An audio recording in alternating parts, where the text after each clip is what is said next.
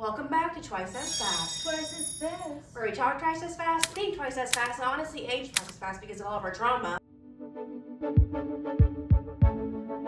Speaking of trauma, you might be saying, where are you? Well, today is the first sister sesh. Sister says. Session with the sisters. So part of me rebuilding my life at 30 is trying to actually learn to be vulnerable, which for me feels like going to the dentist, which is my least favorite thing in the world. I hate it too. I hate it. It's been my whole year of therapy. Oh, hey, watch that too, please. When I think of my favorite content creators, they're very honest and they let you in on their lives. So truly me signing off my corporate life, because once I say these things on the internet, I really can't go back to a 9 to 5 and see Bob across the Zoom after hearing these stories. So why don't we all just start sharing our lives? It's something I've been thinking about all the time. Why do we give a... We're all dealing with the same for some context, we are from Louisiana, aka the boot. We did not know any gay people. I'm talking, I knew one gay person by the time I think I was 15. Any that were out, at least. All of this to say, I did not know that we were gay until our mid to kind of late 20s.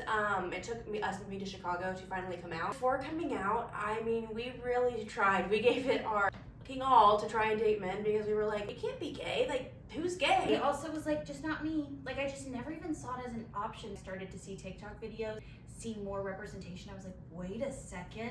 Also, well, anyways, we're gonna share some of our dating stories that were truly from hell. Just keep in mind, all my friends had boyfriends. All my friends were interested in boys, and they'd be like, do you have a boyfriend? I'd be like, no. Dare I say I was in, look, and if this person sees it, much love. I was in what I would suggest we would say as a lavender marriage. I'm not even kidding. Here are some of our most cringy, most uncomfortable, and most just what the dating stories. Okay, sit back, get your snack. We are not holding back, baby. Let's go. Okay, to kick it off with a really fun one, we're gonna talk about my last date with a man. Oh God. And let me tell you, by this point, the closet was sheer. Everyone was on the dating apps, everyone had a partner. I was like, I don't, and none of them are good. Let's go on this date, but who did I bring with me? My sister. So she had already told him yes, and then she was like, I can't do it. And I was like, well, what if I just went with you? Now tell me why we thought that was a rational idea. Like, what were we thinking? We were always like, we'll do it for the plot. He was literally expecting to go on a date. We arrived to the bar, and mind you, I'm like already annoyed. This is a little twerp, okay? He said twerp on the twerp ski. I didn't tell him I was bringing her, so like when we arrived, she was like, she didn't sit at the bar. She didn't sit at the table next to us. She sat with us. It was so weird. We're just sitting at the table and he's like asking her questions and I can't help, like my face is something I can't hide. So he says something so stupid, who knows what, and I'm just like, seriously? I keep going to the bathroom because I'm like, I can't do this. We gotta get an exit plan. So then we don't even finish our drink, I don't think, and I guess we just made up an excuse and we leave, and I was like, never again. We leave, but we watch him. This is how weird we are. We go to a tree and we watch until he walks out, he gets in his car, and we're literally watching him. And what happens? I get a text that says, hey. I know we didn't really hit it off, but could I get your sister's number? I'm sorry, first of all, in what world? Okay, twerp all the twerp. And second, what do you mean? Like, honestly though, which is weirder, the fact that I went on the date or the fact that he asked for my number, it's a toss-up. And then we should probably bring up in therapy. Now this is one of my, girl, what are you okay? And I just want to preface, this was one of the worst times of our life. This was the summer that I had just graduated grad school and I had just started in corporate America and the job was killing me already. We found out our mom had cancer. So I look back on and I think, girl, like, are you alive? It's a surprise. But let's just preface it with that, okay? I'm at my friend's house and we got these margaritas from this restaurant in Nashville. And we got the skinny ones because they always got these margaritas that would literally have them on the ground. Literally nothing but like lime juice and tequila. We were just crazy at that point in time. We had these margaritas at her house. And then she gets on my dating app because my friend was married. So of course, my dating app is just the fun game for everyone. She's like, oh, this person's like right by us. Like, let's go get a drink with them. Looking back, this was a number one red flag. We get a picture of margaritas and he didn't really drink at all. I'll be honest, I was on the moon. I didn't know where I was. It was a low point for me mentally, okay? So he takes us on a ride in his Jeep, which, why was I in a random dude's Jeep? And after the Jeep ride, he's like, oh, I had to road trip here, I don't live here, can I use your shower? And I felt bad. I didn't know what to say. I just had never been asked that before. I was literally like, can you use my shower? so he takes a shower in my shower and I'm like texting her and I'm like, I'm really confused. And then he leaves, and I was like, okay, Hi. like, what the hell? And I was like, why did you do that? And she was like, I don't know, I just think he needed it. Now, I'm like, if a man asked, I would punch him in the face and say, who do you think you are even looking at me? But I digress. Hindsight bias. I get there the next morning. We have a wreck, a hit and run on the interstate. No friend could come get us because they were all at a party together. And who do we call? I don't know why, but it was because we were like in the middle of the road. I asked him to come pick us up.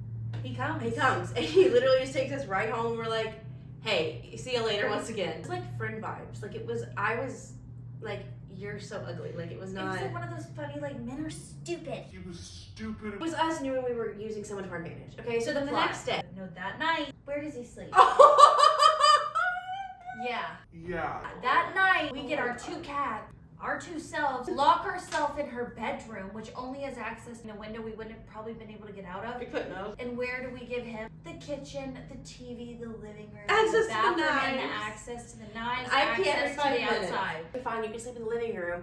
But then once he's there, I guess my mind just clicks into normalcy, and I'm like, oh my god, what have I have like a panic attack because I'm like, what the were we thinking? But hey, nothing happened. He gets up early. He's like, I'm gonna go to Illinois and get some garden chocolate. Then he comes back into town and he picks us up. He has this amazing Jeep. Pick up our friend. It was so fun. So we get to the waterfall and it was like we had the giggles. We were just like having the best day after just like so much stress. Gorgeous waterfall. But the problem was I was grossed out by him. He was just a means to an end. We're like in the water and he keeps trying to float up to me. And I'm like floating away. I'm like, why do you keep coming back to me? So then I like get on her back. I'm like, float me away, float me away. Like, you know what? You stay on that side of the water, I stay on this side.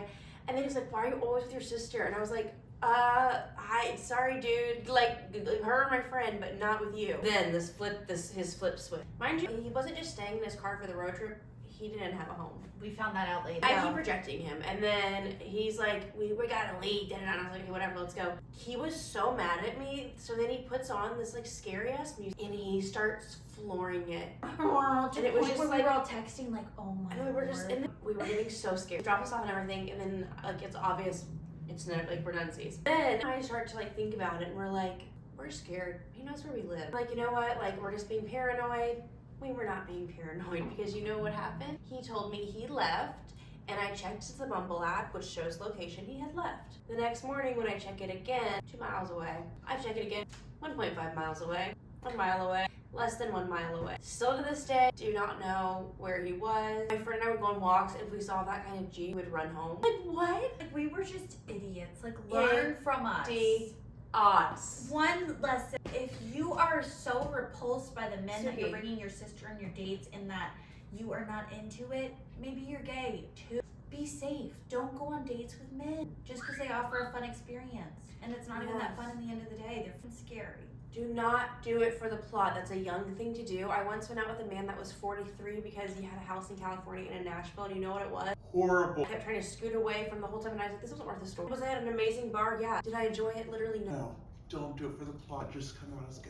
That was a lot. We'll be back with part 2, maybe even 3, and soon we will tell you about some of our stories since friends started dating women. All I'm gonna say is one of my stories involves a cup that went up someone's butt, and not either me nor my date.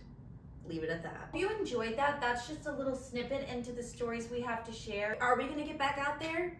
Maybe, maybe not. But we would never do those types of things again, nor would we ever date a man again. Thanks for joining our sister sesh. This was twice as fast. If we talked too fast for you, sorry, slow it down on your playback speed. Alright, goodbye. Goodbye. We'll see you on Wednesday. Wednesday. Twice as fast. Good night. That one just gets me every time.